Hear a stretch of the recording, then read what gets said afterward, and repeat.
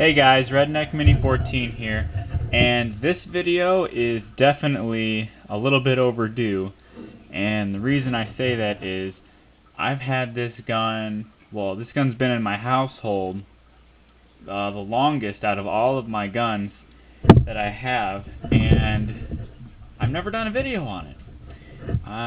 Mostly because this gun's very dirty and it needs to be cleaned, and I just recently found out how to take it apart, but it still needs to be cleaned, and I'll probably do that later on today, or maybe in a couple days. But let's just do a little review on it. This is actually my mom's gun. It's a Ruger Mark II 22 pistol, and it's got the standard barrel on it. But I just thought I'd show you the holster first. My mom got this before I was born, so I don't have the box or anything else that goes with it. And when she bought it, I guess she bought this holster. She bought this gun just for target shooting, and I guess she shot it a couple times, and then she just put it away and never shot it again until I came along and decided to I got interested in guns, and my uncle gave me my shotgun and all that, so I started shooting this, and I really enjoy this gun. And let's just take it out and show it to you. Set that aside. Now I'm not sure what the length of the barrel is on this, but you can probably look it up. It's probably the same as the standard Ruger Mark III. This is the shorter version, the shorter barrel. But here's a safety check for you. It's got the last shot hold open, like most pistols do. And the way you take the magazine out is there's this little hook on the back, and you push this down, and you pull the mag out. It's a 10 round mag, and most 22 pistols have only 10 round mags. I can think of a few that have like a 12 round mag, but this one's a 10, and you load it by pushing down this button, and you load the bullets in here. So 10 round mag. It only has one. I really would like to get a few more, just because loading this thing is a pain, just like pretty much any 22 with a detachable magazine. It's a pain to load because they're so small, and they hurt your fingers after a while. So anyway, that's the magazine, and you flip it over, and here is your bolt release. You push it down, and then here's your safety, and there's a little F up here for fire, and you push it up, and then that's safe. There's an S right here. So it's pretty easy to get to with your thumb when you're shooting. And the sights on it are just standard fixed sights, nothing special, and they're not really they're not that accurate, but they're accurate enough. Like if you're close to your target, I think it shoots a bit high. You gotta be so many yards away for it to actually be accurate.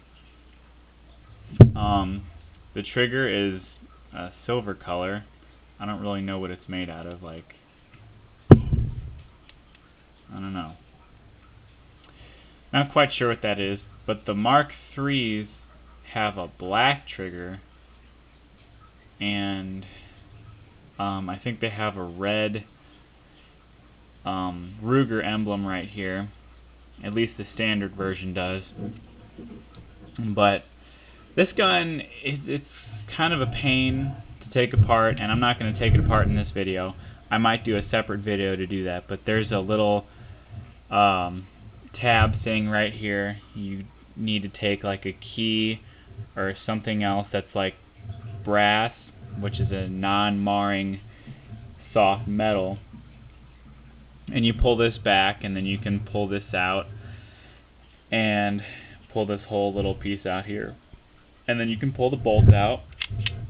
You know, it comes out, and then you gotta like take a rubber mallet or something and hit the barrel, and then the barrel this whole tube on the top will come off, and then that's how you take it apart. And then like it's a little complicated on how to put back together too, but that's just a little summary of how you take it apart. I'll probably do a separate video on how to do that. Let's just do a few differences between this and the Mark III, because the Mark III is what's on the market right now. The Mark III, instead of having the magazine release down here, it'll be up here like you have on most pistols. You know, just a little button right there and you can pull it out. And it'll have a loaded chamber indicator, I think, that comes. It's like a little thing that pushes out on the side right here to show you that the chamber is loaded. And then it'll have a magazine disconnect arm inside, so that you can't, you know, pull the trigger and have the gun go off with the magazine out of the mag well. And some people don't like that, and some people do like that for safety reasons. But this gun doesn't have that. I could just take the magazine out, put a bullet in the chamber, and pull the trigger, and it'll shoot. And I don't know, it really doesn't make a difference to me either way. I think the only downside to having the magazine disconnect is that with it having that button up here, unlike this one, if you didn't have the magazine disconnect, it would be a drop-free mag, and you could see that in the Mark II 2245, because that has a button right here for a magazine release, and then without that magazine disconnect, it is a drop-free mag. But of course this doesn't have that kind of a mag release, so this definitely is not a drop-free mag. You got to pull it out. And I don't mind that, because I mean, this isn't really a pistol that I'm going to use for self-defense. This is just for plinking. And I mean, I really like this gun. Of course, it's my mom's. I don't know if she would ever switch it into my name or not, but I would really like to have this gun, and I don't know, I'd probably get a couple more 22 pistols. I'm very fond of Ruger. I like Ruger a lot.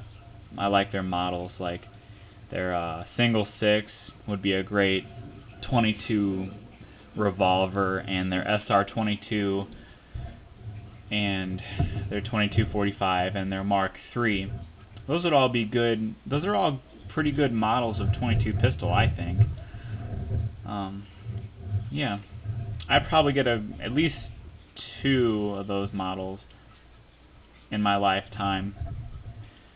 Probably 1 revolver, 1 semi-automatic, and maybe more than that. Just, I don't know.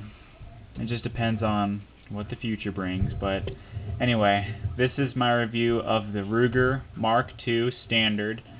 I am Redneck Mini 14, and until next time, be safe.